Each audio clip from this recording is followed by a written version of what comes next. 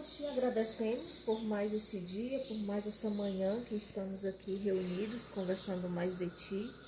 Obrigada por cada um de nós aqui, obrigada pelos nossos familiares também, onde quer que eles estejam. Obrigada pela semana também que se inicia, que o Senhor possa estar cuidando de cada um de nós aqui e abençoando também. Obrigada por nossas vidas, obrigada por tudo que o Senhor tem feito por nós e muitas vezes não percebemos no dia a dia os Teus milagres em nossas vidas. E te pedimos por esse dia também, que o Senhor possa estar abençoando ao decorrer dele também. Obrigada por tudo, fica conosco no restante deste dia, essa é a nossa oração. Amém. Amém.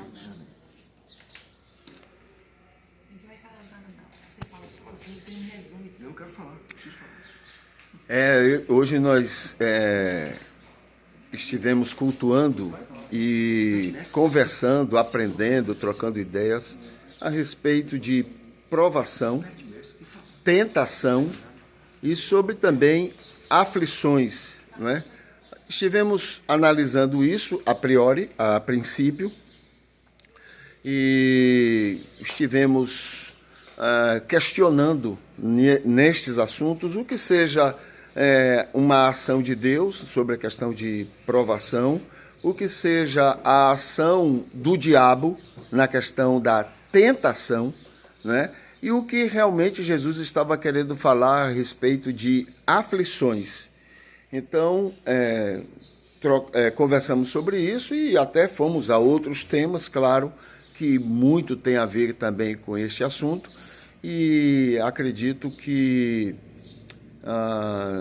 aquilo que vamos estar lembrando agora, aqueles que vão estar falando, fazendo seu depoimento aqui, não é, vai ajudar muito na reflexão de você e das pessoas que vão estar assistindo a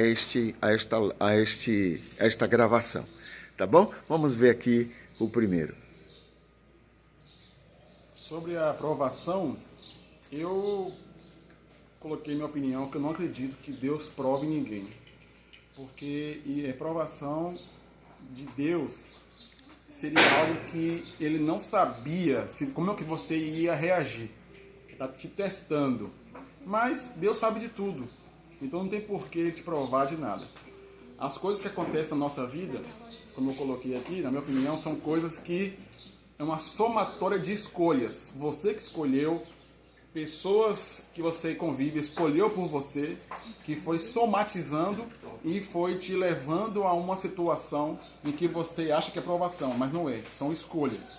Sobre a tentação, ela sim existe, mas não que é o diabo tentando ou nada disso. Tentação são coisas humanas, são coisas que tem que também você se provar, você se manter, você se conhecer, entendeu? Então a tentação sim existe, mas é algo humano também, para que você cresça, evolua e consiga se livrar de coisas que te machuquem.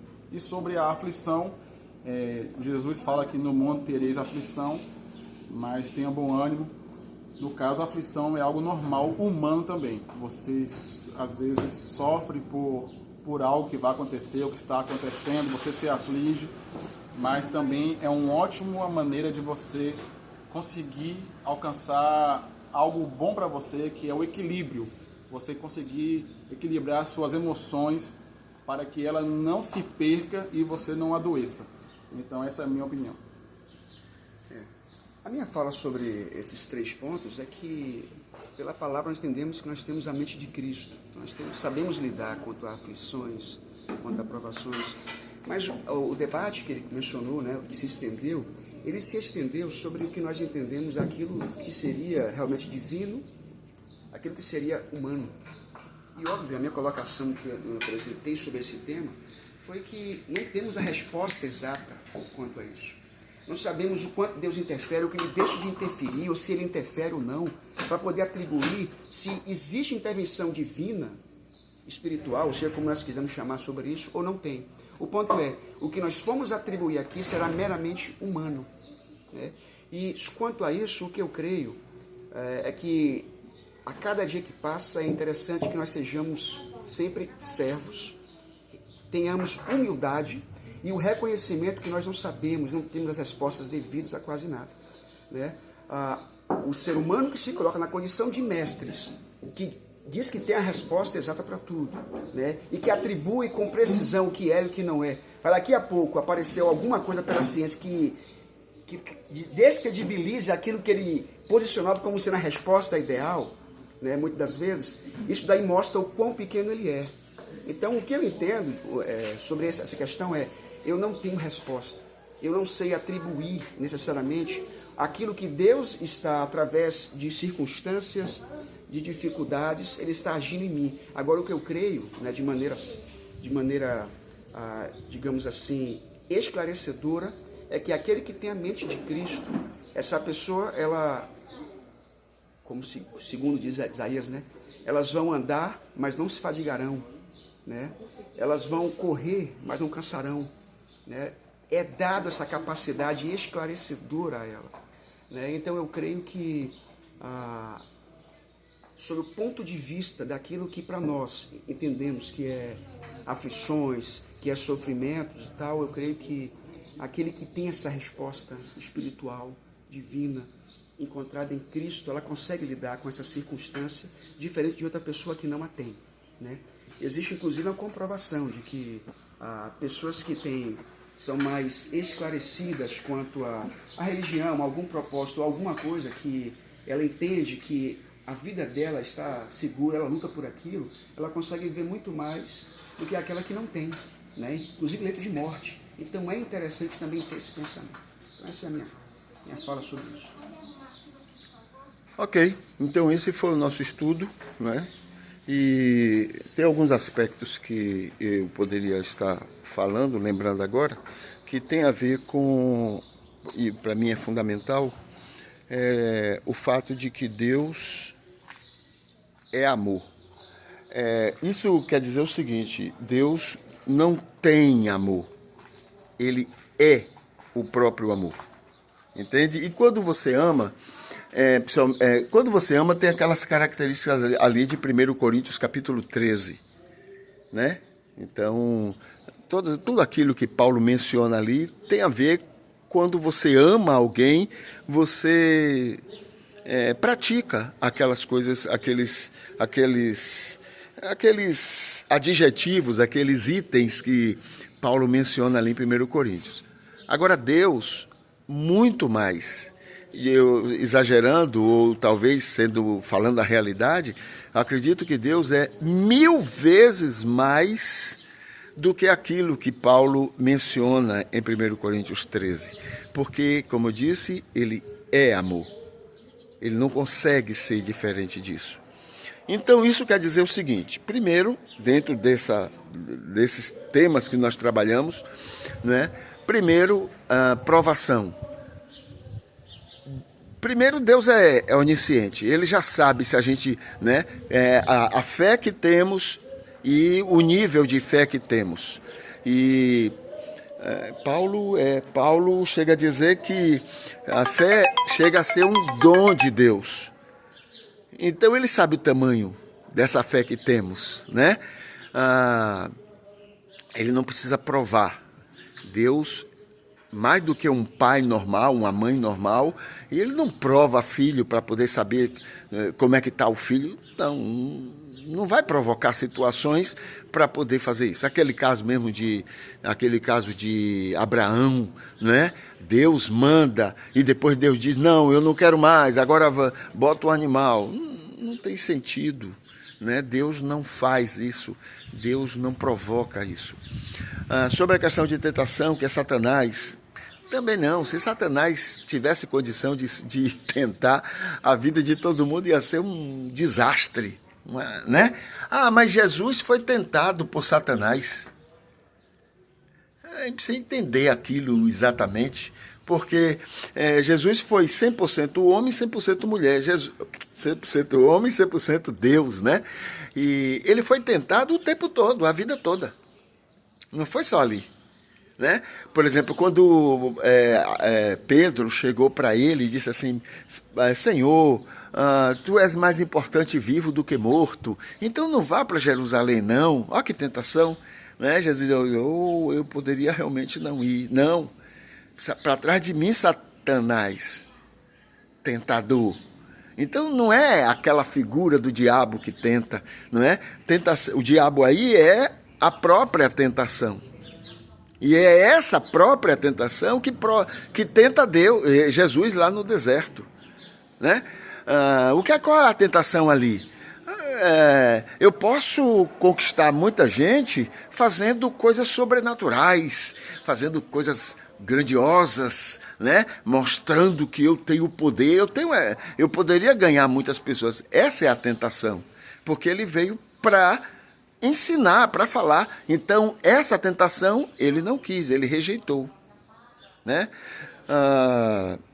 Então, Satanás toda a tentação que a gente sofre é por causa das nossas limitações mesmo. Né? Quanto mais eu sou fraco, mais tentado eu vou ser.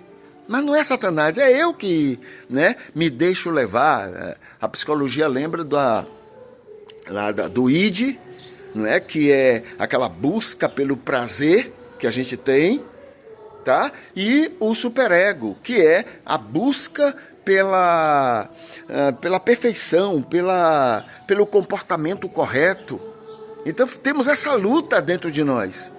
Né? Aquela pessoa que é mais fraca, ela não vai fazer esse controle, ela termina tendendo mais para atender os prazeres. Isso é tentação. Quer ver outra tentação? É também aquele que dá muita atenção para o superego. Sabe aquelas pessoas rígidas que brigam por tudo tem que ser do jeito que eles acham que é certo? Isso são pessoas fracas também. Né? A força está exatamente no meio termo disso. Nem tanto o prazer, nem tanto a rigidez.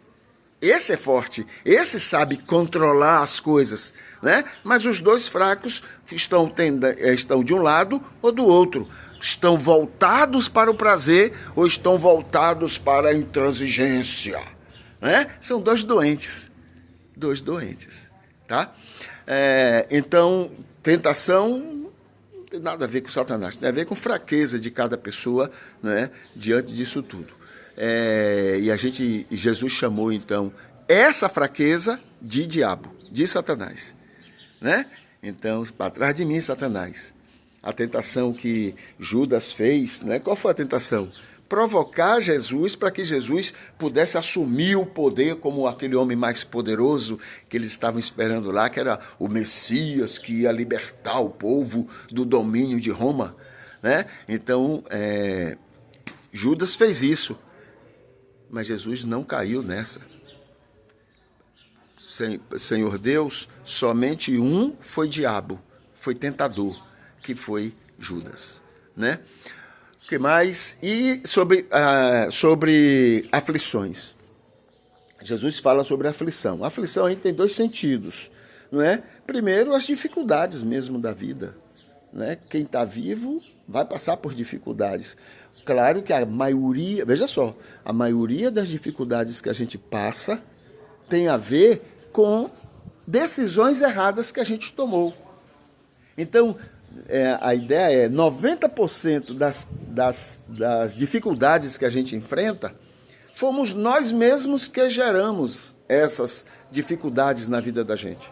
Tá? 10% tem a ver com as pessoas ao nosso redor, tem a ver com o ambiente, 10%, mas 90% é resultado dos erros, das decisões erradas que a gente toma. Além do mais, tudo no mundo tem um lado positivo e tem um lado negativo. Tem um preço a pagar e tem o bônus a se desfrutar. Tudo.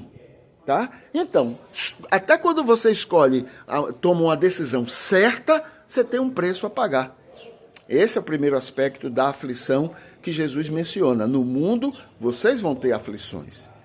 Aí, a segunda maneira de entender isso é a dor.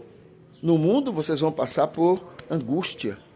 No mundo vocês vão passar por sofrimentos. No mundo vocês vão passar por situações que vão entristecer o seu coração. Tá? Mas tenham bom ânimo. Eu venci. Percebe? Morrendo na cruz. Mas foi vitória. Né? Passando, enfrentando, dando a outra face. A cruz era a outra face. Né? Andando a segunda milha. Querendo aos outros o que gostaria para si. Tudo isso são maneiras, né, que a gente tem de vencer as coisas que estão por aí. Bem-aventurados os mansos, porque eles herdarão a terra. Olha só, né? Os mansos são quem? Os que dão a outra face, os que andam a segunda milha, os que desejam bem para os outros. Esses são os mansos, e esses herdam a terra. Tá? Então é isso. As aflições têm esse sentido, tentação, não é? Somos nós que provocamos, não vamos parar de botar a culpa em cima de diabo, o diabo é que está tentando. Não, assume, é coisa sua, é erro, é fraqueza sua. Quanto mais fracos, mais tentados a gente fica em uma série de coisas. Ou para ser rígidos, ou para sermos, não é, tendenciosos ao prazer, aos gostos da gente. Tá? E provação, com certeza, Deus não prova ninguém, porque Deus conhece a nossa fé. Agora, Deus permite que a gente passe pelas aflições e elas nos fazem crescer, tá? Ficar fortes, resistentes, tá bom? Ok, então, olhe, que Deus abençoe, tomara que isso, todo esse comentário, todas essas, né, possam ajudar você e a outras pessoas que vão ter acesso a isso que nós estamos conversando agora. Tá bom? Então, até mais. Deus abençoe.